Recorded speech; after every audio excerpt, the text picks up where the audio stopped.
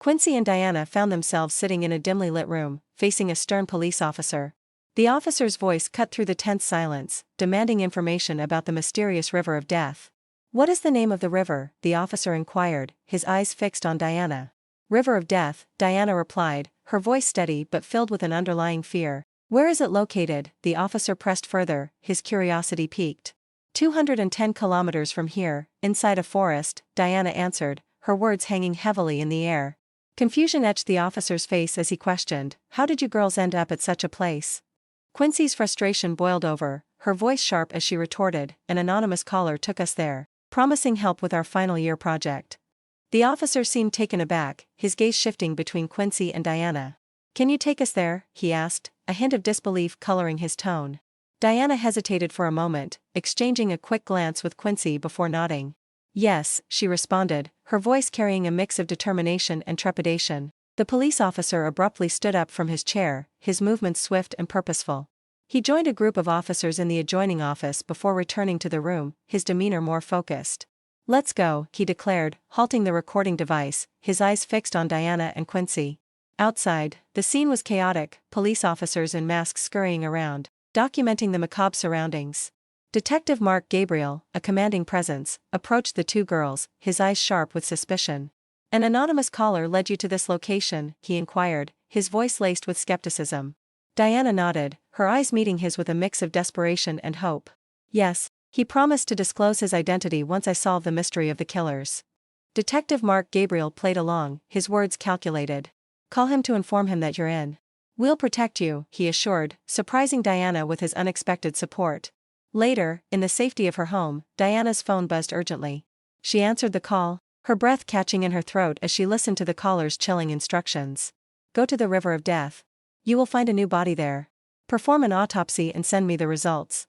And remember, no involvement of the cops," the voice on the other end instructed, sending shivers down Diana's spine.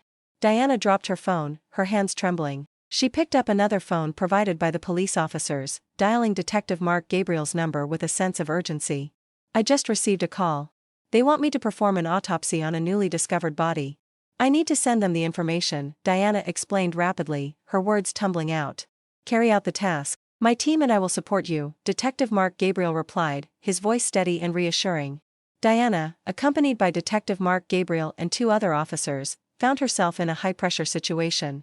The room was tense as they huddled around a Stingray's machine, their focus on the information they needed to uncover. Diana's phone beeped, indicating an incoming call. She answered, her heart pounding in her chest as she heard the calm, composed voice of the caller on the other end. "Do you have the information I requested?" the voice asked, its tone strangely serene despite the gravity of the situation. "Yes," Diana replied, her voice resolute. "The victim's name is Jackson Oldcastle, 36 years old, a drug peddler for an anonymous drug lord. He had just returned after serving a 4-year sentence. He was shot in the head." "Where are you right now?" the caller inquired, his voice betraying no emotion. "I am at home," Diana lied, her eyes flickering toward Detective Mark Gabriel, who nodded subtly, signaling her to proceed. "Are you alone?" the caller pressed further, his questions probing. Detective Mark Gabriel nodded again, encouraging Diana to comply. "Yes, I am alone," she affirmed, her voice steady despite the growing tension in the room. "Meet me at the 4th junction. And make sure you come alone," the caller instructed, his words hanging ominously in the air before the call abruptly ended. Standing at the 4th junction, Diana felt a knot of fear tighten in her chest. An ice cream bus loomed behind her, containing Detective Mark Gabriel and his team. She pulled out her phone, the screen lighting up with an incoming call. She hesitated for a moment before answering, her hand trembling.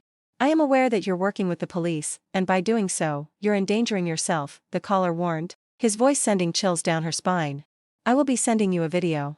Watch it alone, and once you're done, delete it and go into hiding." The line went dead, leaving Diana paralyzed with fear. Moments later, her phone buzzed, indicating the arrival of the video. With trembling hands, she opened it.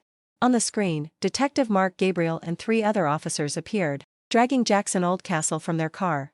They took him to the riverbank of the River of Death, where they callously shot him before throwing his lifeless body into the murky waters. Diana's breath caught in her throat as she watched in horror. Meanwhile, Quincy was engrossed in her lectures, unaware of the darkness that was about to engulf her.